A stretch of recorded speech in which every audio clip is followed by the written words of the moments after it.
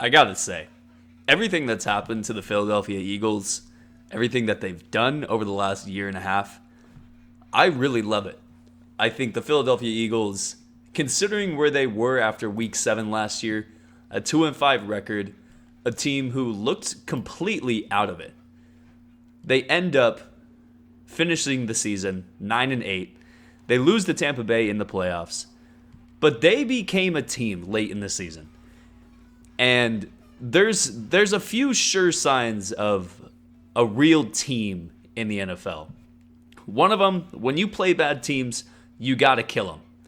Every single team that they played last year that they should have beat, besides the New York Giants on the road, that's you know what? A one game out of a 8-week stretch, you can throw that out.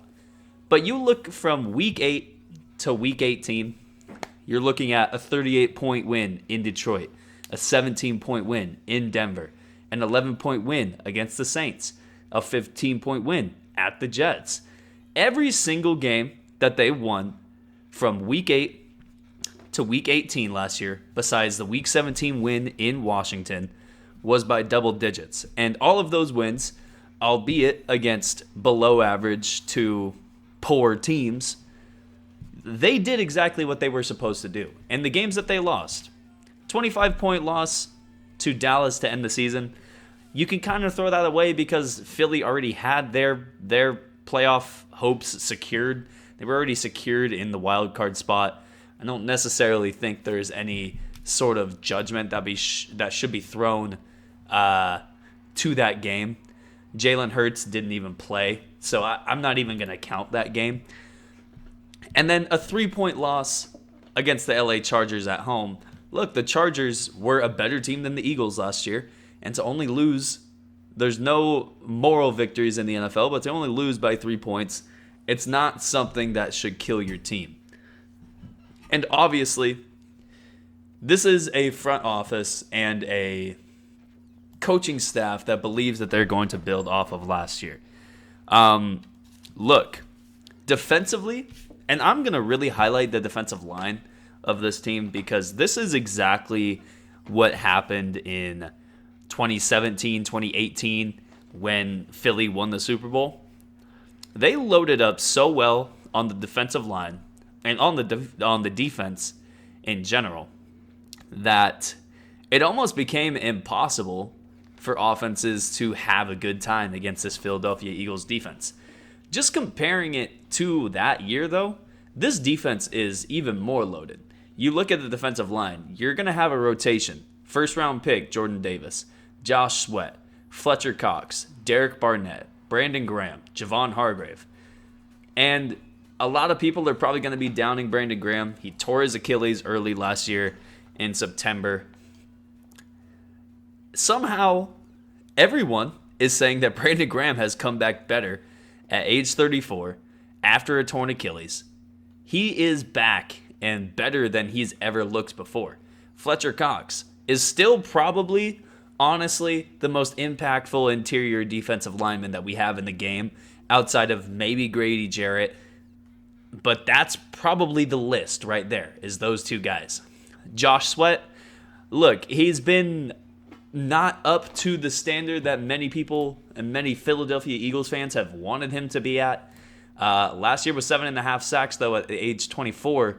You're looking at a guy who, surrounded by other elite talent along that defensive line and with some really good linebackers behind him, he should be able to at least threaten that double-digit mark this year. And look, he was a Pro Bowler last year. Him alongside Javon Hargrave, Fletcher Cox, Barnett, and he didn't even get to play with Brandon Graham or Jordan Davis last year. And those two guys alone are going to bring a huge impact to this defensive line. Let's go ahead and talk about that guy that I just mentioned, Jordan Davis. Go look at any video from Eagles camp. Jordan Davis is taking Philadelphia Eagles offensive linemen and making them drop their anchor at least 4 times. Like, there's videos of Jordan Davis doing literally anything he wants at Eagles camp. And in a division in the NFC East where it's going to be predicated on getting pressure on that quarterback. The Dallas Cowboys, you're going to need to get pressure on Dak Prescott to affect him. You're going to need to get pressure on Carson Wentz in Washington to affect him. And if you're good enough to get pressure on Daniel Jones in New York, you're going to force him to make some really bad throws and have some really bad moments. Where the defense isn't to the point where they were winning a Super Bowl a few years ago is the back end of this defense. I would say Darius Slay is still a really good corner. I would say Avonte Maddox, Jimmy Moreland, James Bradbury. I'd say that's a decent supporting cast at corner. I'd say there's safeties. Anthony Harris, Jaquiski Tart, Kayvon Wallace, Marcus Epps. It's not the greatest safety core in the world, but honestly, the safety position, you can get away without having the top tier talent at safety and win major games. The other part of this defense that has, I think, a lot of Eagles fans falling in love, the selection of Nakobe Dean, it is going to be viewed as probably one of the draft steals by the end of September. Probably by the end of the preseason. We're going to be looking at this Nakobe Dean selection and how late he went in the draft and really wonder why he was not a first-round pick. There are reports, and there are reports that is saying Nakobe Dean is getting first-team reps already with the Eagles. And that's great. That's great. He's getting it. He's understanding it. The linebacker core is kind of thin. There's only 8 guys on the roster with a linebacker designation for this team. Hassan Reddick came over from the Carolina Panthers. Kazir White, I forget where he came over from last year, but he came over from whatever team he came over from. It's not the best linebacking core, but again, it's good enough to do what they want to do. And Nakobe Dean, if he has the sort of rookie season that I think he thinks he can have, and I think a lot of Philadelphia Eagles coaching staff members think he can have, I think he's going to have a great year. Let's go ahead and shift over to the offense, though. Look, the Eagles were obviously right to switch to Jalen Hurts over Carson Wentz. I think at this point, there's no reason to ever try to deny that. I think at this point, they've already done the perfect job of filling in the holes around Jalen Hurts. You look at last year, what was really the issue in the passing game? You say, oh, well, Jalen Hurts doesn't like to target the middle of the field. Look, as much, if you watch Alex Rollins, you probably heard that. I don't really agree with everything that guy says. On one hand, he does make a valid point. He doesn't target the middle of the field. But I think what a lot of people fail to realize is, look, outside of making the third or fourth read, if a quarterback's not throwing to a certain spot, it's probably because he's being told, look, hey, you've got a route here against this defense. It's going to be there. You need to throw it. And as a quarterback, when you're seeing things, you see, okay, this defense is in this alignment. This coverage is being played this way. And our routes are going in this certain direction. I need to have this throw on time, on target, at the exact moment that this guy is making his break. And sometimes, honestly, a lot of times in the NFL right now, unless you're one of those guys who's just sitting in the pocket constantly, which name 5 quarterbacks right now who are just pure pocket passers, other than Tom Brady and you name it, guys are not going to just be targeting the middle of the field. Guys are going to be looking for the deep ball. Guys are going to be looking for the deep out. Guys are going to be looking for anything, honestly, other than in the middle of the field. Because that's not where the big play really is going to happen unless you have one of these guys that can just take it and run 60 yards after they get a catch. But that's not going to happen when you're in the middle of the field like that. What Philly did a really good job of over this summer was making sure that they got the last piece that they needed for the receiver core. which is that big body, that guy who can still outrun any corner that's on him. A.J. Brown is going to outrun so many corners in the NFC East. It's probably going to be like we're going to be considering a mercy rule halfway through the season because A.J. Brown, Devontae Smith, Jalen Reagor, still Quez Watkins, Deion Kane is on this team, which Deion Kane is probably faster than any receiver that's on your favorite team. This team is set up. This team is set up really well offensively. And they know what they're going to do. They know exactly what they're going to do. They still have Miles Sanders on the roster, still have Kenneth Gainwell, Kennedy Brooks, Boston Scott, Jason Huntley at running back. They know what they're going to do. And with an offensive line that's really built to win up front and not only just open holes on the running game, but just be a stout offensive line. I think they were in the top 5 last year. They may have even been top 3 last year in terms of sacks allowed.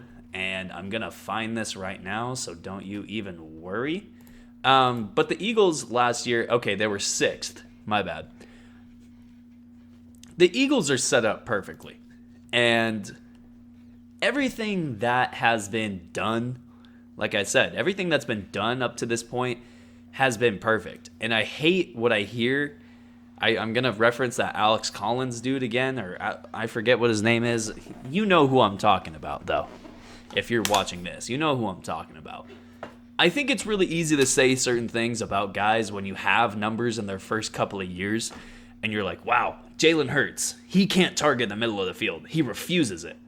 Look, a lot of the passing game is dictated and coordinated by your head coach, your passing game coordinator, your quarterback coach, your offensive coordinator, the game is coordinated. That's why these coaches have the designation of coordinator, because they know what they want to do 4 days before the game even starts. They know exactly what the game plan is, and they know what they want to target because they know what the other team's tendencies are. They know what the other team likes to do. They know what the other team likes to do in certain situations. So I don't love to just hear, Jalen Hurts won't target the middle of the field, so they're not going to be a successful team.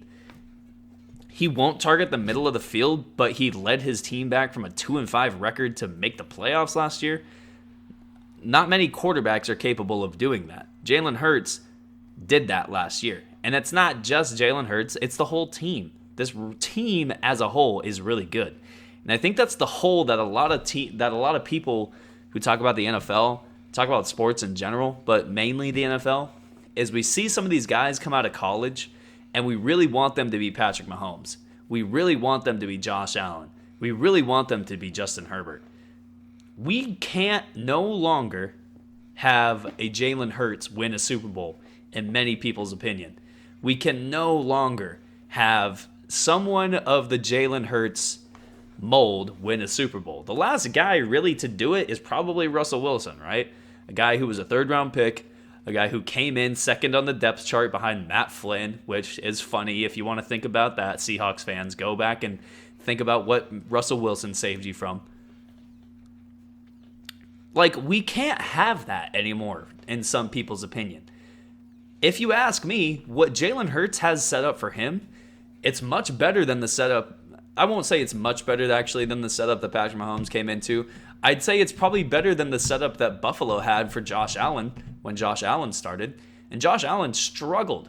Josh Allen struggled way more than Jalen Hurts struggled in his first couple of years.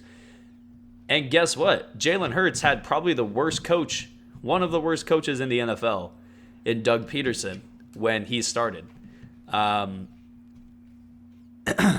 So it's at this point where I have to ask, why can't Philly win a Super Bowl? Why can't Philly win their division, get home field advantage at least through the divisional round?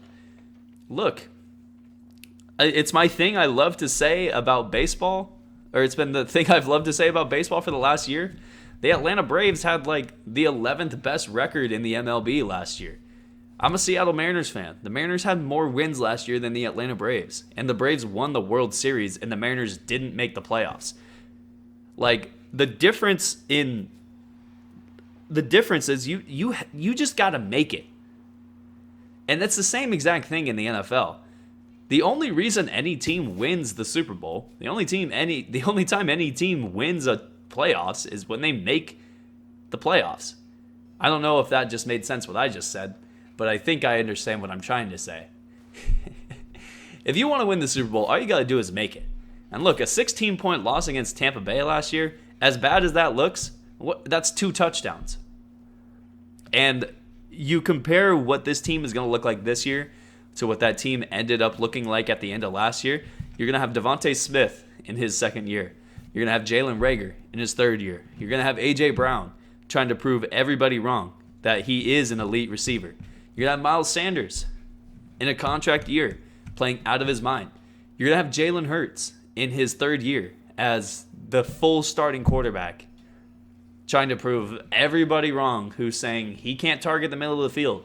He can't consistently throw it with the best of them. He can't be as accurate as he needs to be when it's in certain situations. You know what? Like, good. I'm glad that's what the numbers tell you. I'm glad that's what you think. But here's what I think. The Philadelphia Eagles not only are going to go to the playoffs this year, not only are going to be a contender, they're going to be contending for number 1 seed contention in the NFL this year. They're going to be contending for the Super Bowl this year. Book it. I'm telling you now, the Philadelphia Eagles are going to be one of the best teams in the NFC. They're going to be one of the best teams in the NFL this year.